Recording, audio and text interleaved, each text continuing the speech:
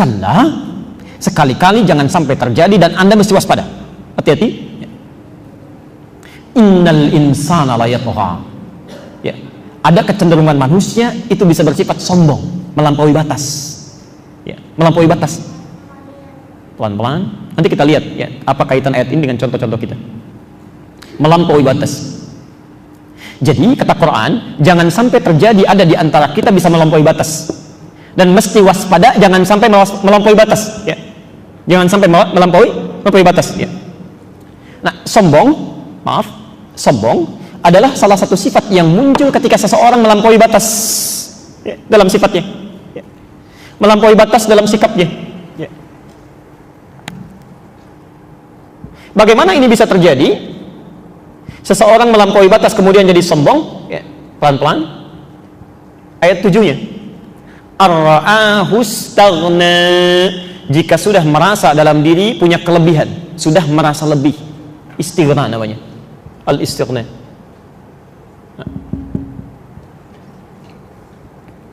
Oh, tolong fokus betul ke sini ya, fokus betul. Kata Quran, sifat sombong pertama kali bisa muncul ketika seseorang merasa punya kelebihan, merasa lebih. Ya. Mohon izin saya akan lambatkan sekarang. Anda kaya itu tidak dilarang, bahkan didorong. Ya. Bagaimana Anda bisa berzakat kalau tidak punya uangnya? Bisa infak, bisa sedekah kalau tidak ada yang disedekahi. Bisa haji kalau tidak ada biayanya, boleh.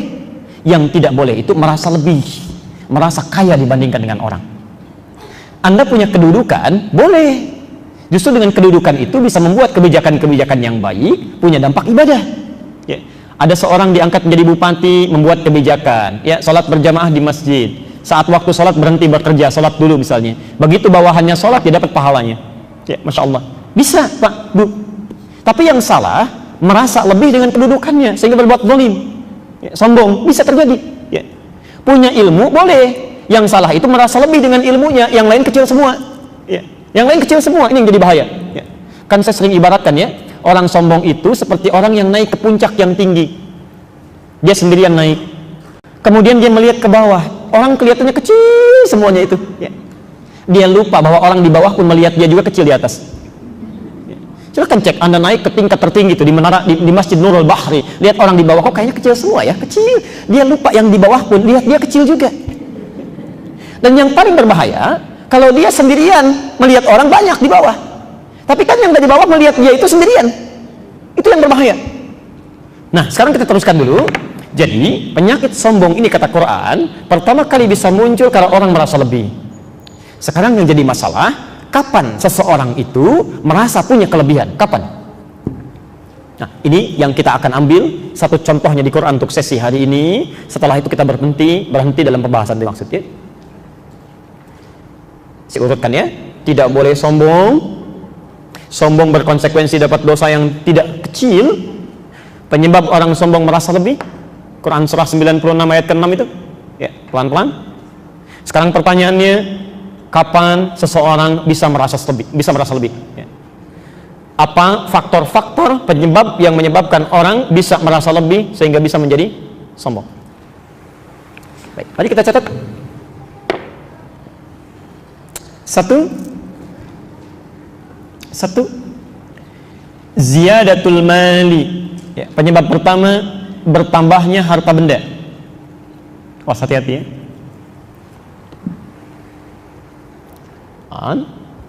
Jadi pertama ya, isyarat di Quran ditunjukkan kepada kita hal yang bisa menyebabkan seseorang punya perasaan lebih dibandingkan dengan orang lain. Faktor pertama, jika dia mengalami peningkatan harta benda. Jadi kalau hartanya meningkat, awas hati-hati ya. Seseorang yang mengalami peningkatan harta, saat yang bersamaan dia akan lebih rentan diserang penyakit sombong. Ya, punya perasaan lebih.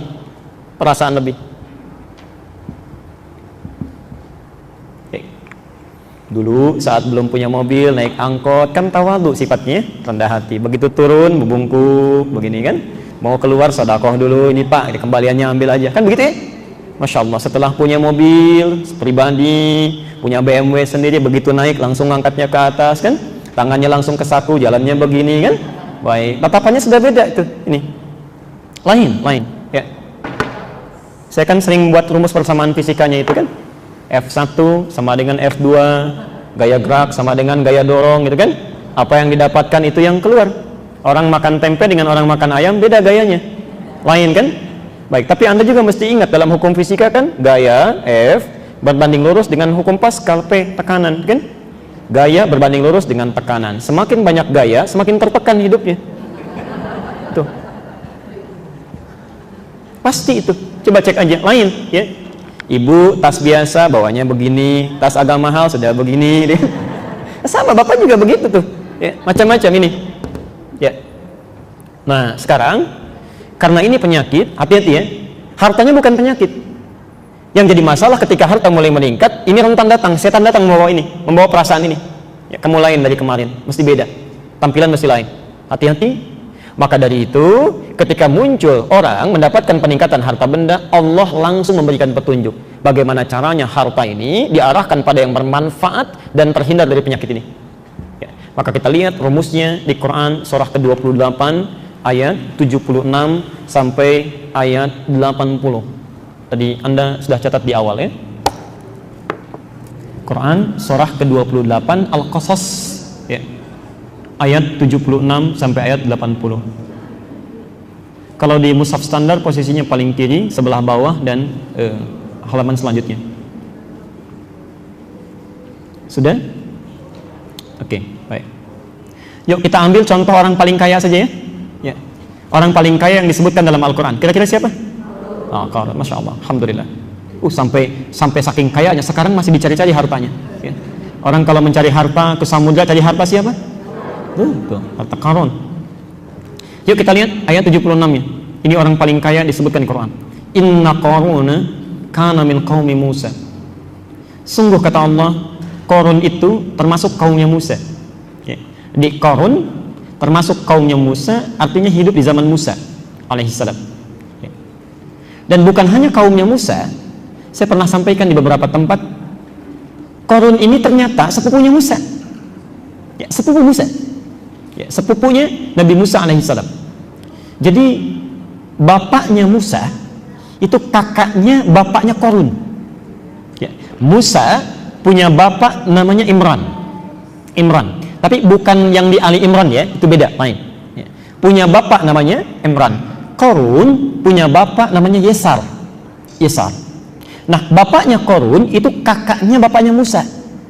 Ya, kakaknya bapaknya Musa. Keturunan dari Kuhas anaknya Lewi satu di antara 12 anaknya Yakub, saudaranya Yusuf ya. Yakub anaknya Ishak anaknya Nabi Ibrahim alaihissalam ya. Bin Azar bin Nahur ya, bin Abir bin Kinan bin Arfakhshad bin Sam bin Nuh alaihissalam, bin Mihlail bin Matusyalah bin Kinan bin Anwas bin Tis bin Adam alaihissalam ya.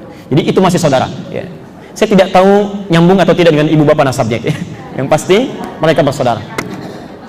Qarun.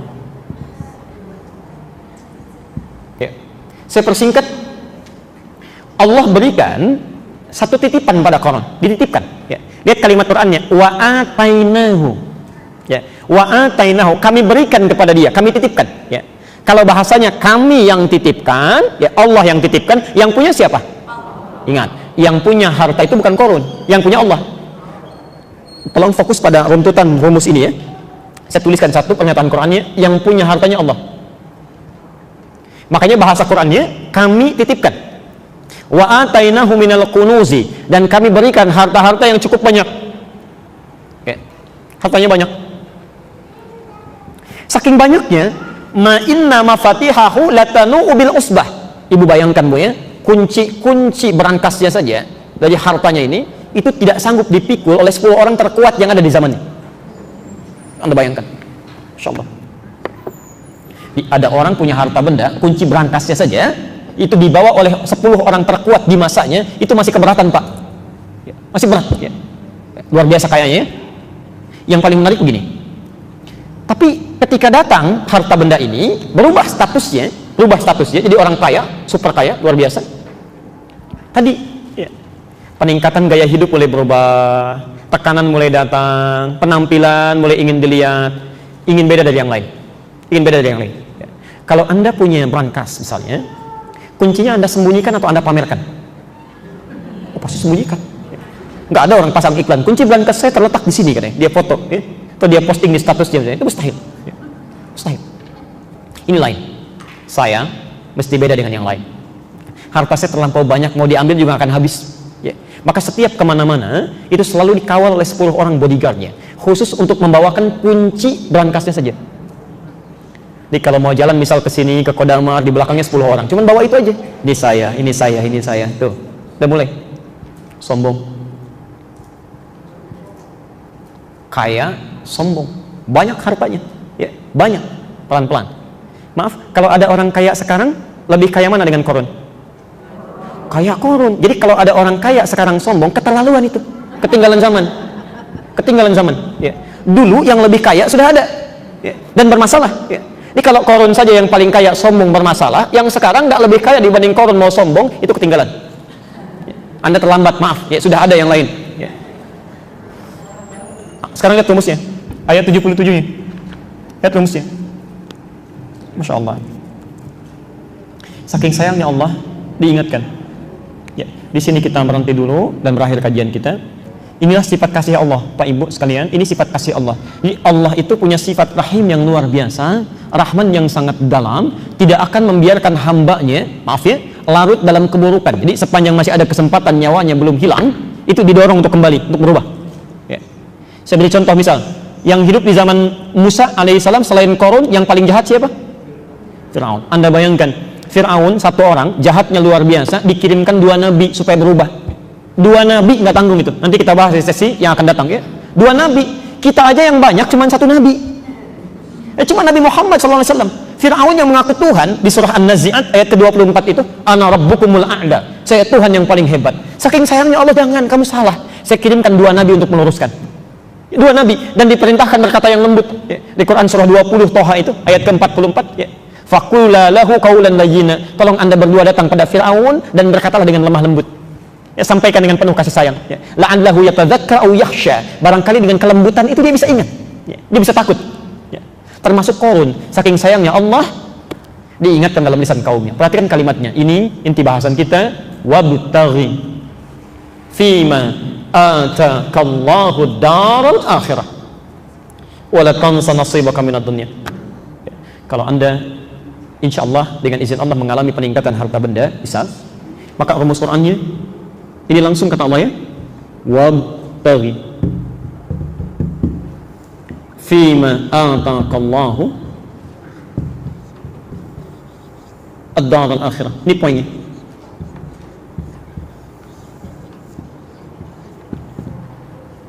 Oke. Dan kita akan berhenti di sini. Wabtaghi, perhatikan. Ibtagha itu dari kata ghayah asalnya. Ghayatun artinya tujuan. Ghayatun artinya tujuan. Tujuan. Misal, Anda umrah atau haji, ya, datang ke Saudi. Orang sana berkata, "Ishtibgha." Apa tujuannya ke sini? Mau ibadah, mau jalan-jalan, mau belanja, atau mau apa? Itu ishtibgha. Kalau berupa perintah dari kata ghayah, maka berubah dari ibtagha menjadi ibtaghi. Ya. Perhatikan, kata Allah, dan tujuan kami titipkan harta benda itu, tujuan kami titipkan harta benda itu, tujuannya supaya Anda mencari dengan itu semua. Ya. Jadikan bekal. Ya. Saya terjemahkan bebas. Dan tujuan dari harta yang kami titipkan, ya, tujuan dari harta yang kami titipkan kepadamu, ini tujuan dari harta yang kami titipkan kepadamu, ya, supaya dengan itu engkau cari, ya, supaya dengan harta itu engkau cari, supaya dengan harta itu engkau cari tempat terbaikmu di akhirat, di surga, ya. Tempat terbaikmu di akhirat, tempat terbaik di akhirat.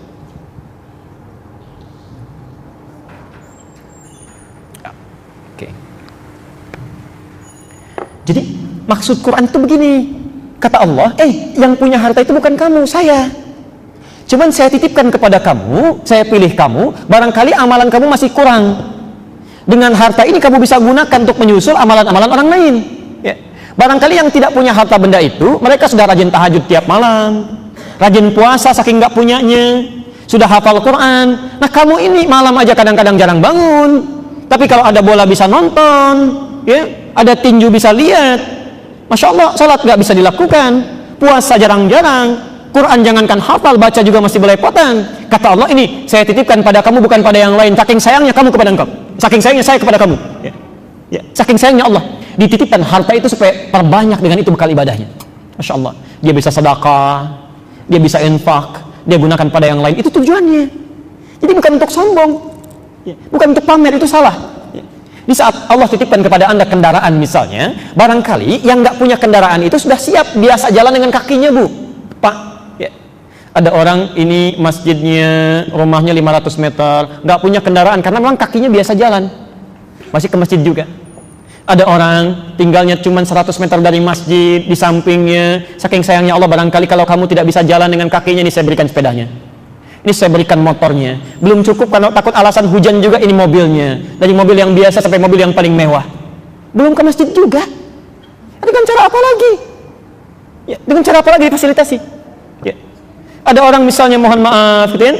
Orang lain biasa puasa, saking nggak punyanya puasa. Saya pernah ditanya beberapa Ramadan yang lalu, Ustaz, apa hukumnya kalau ada seseorang puasa terus dia sampai subuh nggak buka? Apa hukumnya, Pak? Orang puasa, Bu, dia maghrib nggak buka sampai subuh tuh, apa hukumnya? Hukumnya, kata saya saat itu, wajib bagi saya memberikan dia makanan. Karena ternyata bukan dia nggak mau makan, nggak punya makanan. Saking nggak punyanya, dia cuma nelan ludah sampai subuhnya. Tapi orang ini saking menjaga harkat martabatnya, tidak mau meminta-minta, ya, dia bertanya dengan sangat elegannya, apa hukumnya orang tidak berbuka sampai subuh? Saya bilang, hukumnya saya memberikan makanan pada anda, wajib bagi saya memberi anda makan. Ya. Saking nggak punyanya, ya. Kadang-kadang kita mesti menggunakan pendekatan dakwah dibandingkan dengan pendekatan fikih. Ya. Coba, Bapak, apa hukumnya seorang laki-laki tetangga masjid nggak mau ke masjid? Apa hukumnya? Haram, dosa dan sebagainya. Hukumnya ajak dia ke masjid. Ajak. Ya. Ya, tidak harus selalu haram kita kedepankan, ajak dulu ke masjid. Barangkali dititipkan jadi tetangga anda karena cuma anda yang bisa mengajaknya, anda yang membawanya. Tidak Allah titipkan pada yang lain karena cuma kita yang bisa mendoakannya. Ya. Ya, jangan mencelanya. Oh, sibuk mencela tuh tetangga kita mah, ya enggak seperti ayah sudah ke masjid. Ya, doakan dulu. Ya, daripada dicela, didoakan. Ya. Sama dengan begini, maaf ya, anda dititipkan harta benda karena menurut Allah kita yang bisa, bukan orang lain. Ya. Maka agak aneh kayaknya, agak aneh nampaknya ada orang sombong dengan harta titipan, itu aneh. Aneh menurut saya. Ya. Yang punya harta ini siapa? Masih saya tulis tuh Allah. Allah titipkan, kita sombong dengan titipannya, itu aneh. Pak, mohon izin nanti saya titip handphone ya. Baik Ustaz, begitu dititipin handphone, jalan. Kayak punya sendiri, padahal titipan. Ya. Titipan. Pak, mohon nitip mobil ya. Silahkan Pak, silahkan. Begitu dititip orangnya pergi, foto-foto, ceklik, pasang status. Ya, alhamdulillah, bikin orang penasaran. Mobil baru ya, padahal bukan titipan. Sampaikan. Ya. Itu keanehan pertama, itu keanehan pertama. Jadi kalau ada orang kaya sombong, hati-hati Bu ya, Pak, informasi saja. Itu orang aneh. Orang aneh, ya. Orang aneh. Satu itu. Yang kedua, maaf, umumnya orang yang dititipi itu tidak mau banyak. Tidak mau banyak. Anda punya rumah, ada tetangga nitip mobil satu, mau nggak? Titip mobil, bersedia tidak dititipi? Satu saja. Baik, sekarang 10 nitip. Tidak. 20. Kenapa tidak mau? Capek, tempatnya nggak ada. Ini yang paling aneh begini. Ada orang minta kepada Allah supaya dititipi banyak-banyak. Ya. Hari ini minta sepeda, Allah kasih, minta lagi. Ya Allah, motor, dititipin lagi. Dikasih motor, minta mobil. Dikasih mobil, minta yang lain lagi. Padahal yang baru dititipkan itu belum digunakan. Pada yang Allah ridai. Ya, pada yang Allah ridai. Ya. Bukan hanya untuk bersepeda, jalan-jalan, kuatkan olahraga, bukan hanya itu. Digunakan untuk yang baiknya, untuk ke masjidnya, untuk taklimnya, macam-macamnya, antarkan anak ke sekolah yang baik, yang mengajarkan sholat, dia baca Qurannya, itu. Ini bukan untuk pamer, salah. Dan biasanya orang kalau ketitipan gak mau banyak, karena titipan itu sifatnya yang ketiga, pasti akan diambil. Akan diambil. Ya. Hati-hati, orang terlalu banyak dititipi, maaf, ketika diambil tidak siap dengan pengambilan itu, tidak siap. Ya. Bank juga ketitipan banyak dari nasabah, ketika diambil semuanya oleh nasabah bisa kolaps tuh bank ya. Ya, bisa bingung. Ya. Sama ketika Anda dapat titipan terlalu banyak, tidak digunakan dengan baik, tidak tahu rumusnya, maaf, terlalu bangga dengan itu, besok saat ditanya oleh Allah diambil kembali, sulit kita menjawabnya. Ya, sulit. Saya kemarin dari Auckland, di New Zealand saja, itu Masya Allah, di bandaranya beda itu screeningnya. Ya, Bapak Ibu mungkin pernah ke sana juga ya. Ada banyak hal yang tidak berlaku di sini, di sana berlaku. Ada banyak hal yang berlaku di sini, di sana tidak berlaku. Sebaliknya, ya, dibatasi, Masya Allah. Makanan nggak boleh masuk, sepatu kotor nggak boleh masuk, harus bersih dulu. Kalau hukum dunia saja punya screeningnya khusus, apalagi hukum akhirat. Ini yang nggak boleh masuk, ini harus keluar. Ini yang bisa diterima, ini yang tidak. Maka dari sekian mobil yang ada itu, sekian motor yang dititipkan, berapa yang sudah bisa mendapatkan persetujuan Allah, berapa yang belum mendapatkan ridhonya Allah Subhanahu wa taala. Karena itu saya akhiri, maaf, bila Anda diberikan titipan oleh Allah Subhanahu wa taala dengan penambahan seperti tadi, maka hakikatnya itu titipan Allah supaya digunakan untuk memperbanyak ibadah, ya. Maka jangan menjadi orang aneh, siapkan itu sebagai bekal-bekal kebaikan, dan semoga Allah bisa memberikan kemuliaan kepada kita semuanya, ya. Tidak cukup dengan amin ya, kita praktekkan dulu itu, praktekkan, tempatkan, gunakan, dan minimal seperti tukang parkir ya. Baik. Tahu tukang parkir? Masya Allah, dia tukang parkir itu begitu luar biasa, rumus hidupnya senang itu ya. Ada mobil masuk 1 sampai 10 juga, tenang aja, senyum. Begitu mobil keluar, silahkan, prit, jalan, nggak pernah kecewa tuh. Ya. Ada BMW lewat pergi sedih misalnya, nggak ada. Ya. Jadi kalau hidup Anda seperti itu enak tuh, ya, nyaman.